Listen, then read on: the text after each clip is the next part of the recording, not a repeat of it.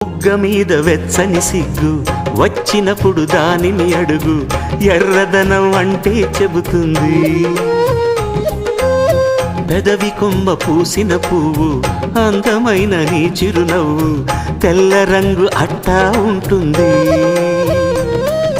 నీలో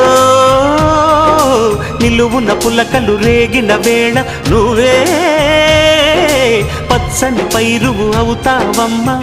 దిగులు రంగే నలుపు అనుకో, ప్రేమ పొంగే పసుపు అనుకో. భావాలను గమనిస్తుంటే ప్రతి రంగును చూస్తున్నట్టే, చూపులు ఎవరివైనా చూపించే లోకం ఒకటి.